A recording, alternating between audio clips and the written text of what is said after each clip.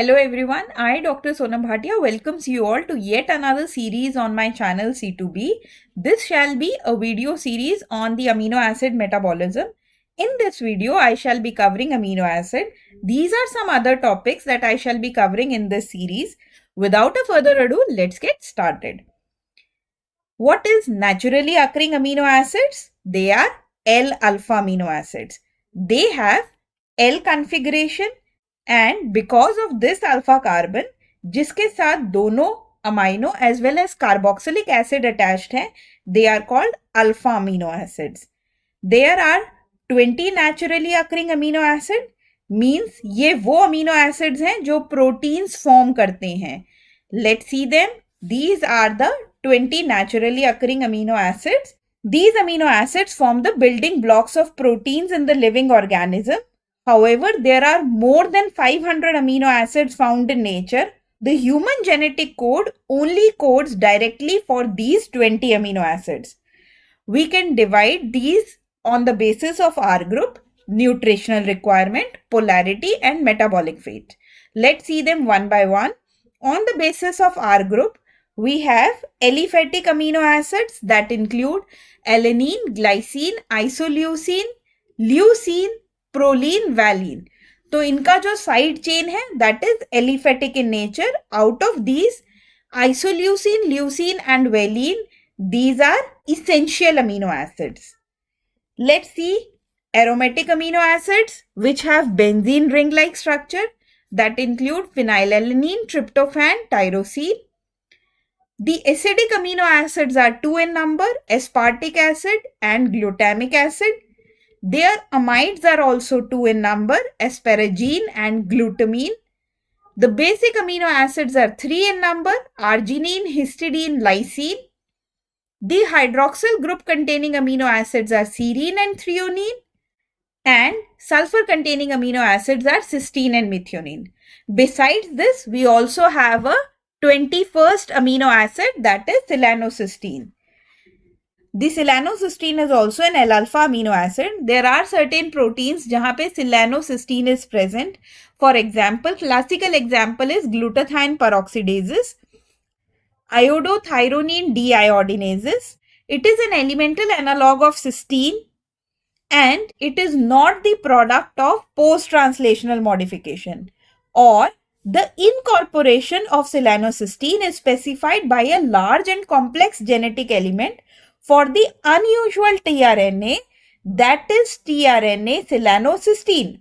इसका incorporation post-translational modification नहीं है, बल्कि ये ड्यूरिंग ट्रांसलेशन मतलब प्रोटीन सिंथेसिस के साथ ही इनकॉर्पोरेट होता है. The protein synthesizing machinery recognizes specific UGA codon by the presence of an accompanying stem loop structure as the silanocystine insertion element in the untranslated region of mRNA. इसका मतलब mRNA में जो UGA codon stem loop structure से पहले आएगा, that will code for silanocystine. And always remember, it is not a post-translational modification. A very important Viva question. Let's now see how the amino acids are divided on the basis of nutrition. That is essential and non-essential amino acids. Those amino acids which we cannot synthesize and we have to take from outside are the essential amino acids, of which nutritionally semi-essential amino acids are required only in children as they are synthesized in an inadequate amount. ये कौन से होते हैं? ये दो हैं, arginine and histidine. Besides these, all others are essential. और essential amino acids को छोड़ देंगे तो सारे के सारे non-essential amino acids हैं.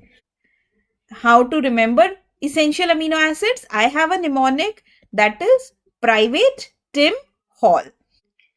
Now, the amino acids can be divided on the basis of polarity into hydrophilic amino acids and hydrophobic amino acids.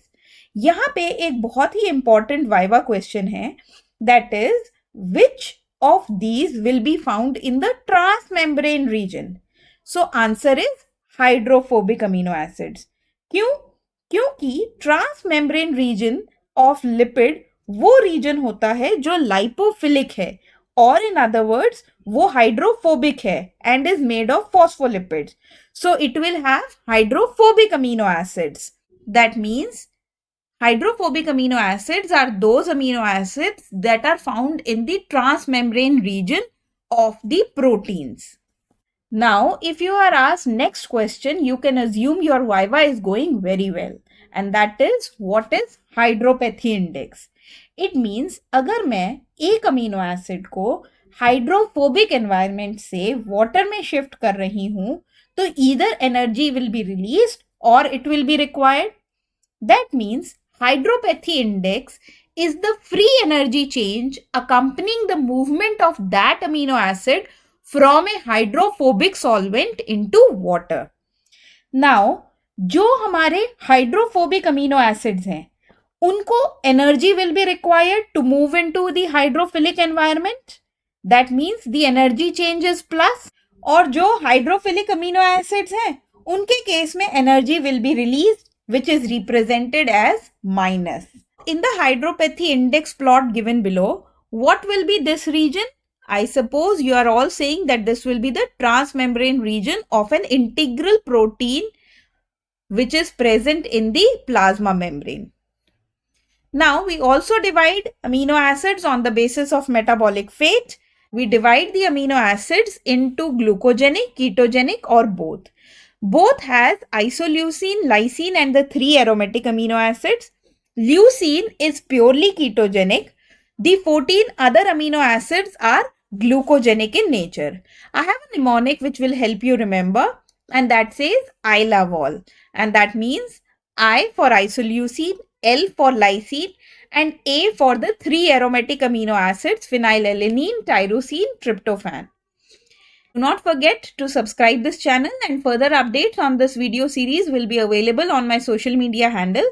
This is Dr. Sonam Bhatia signing off. Thank you. God bless you all.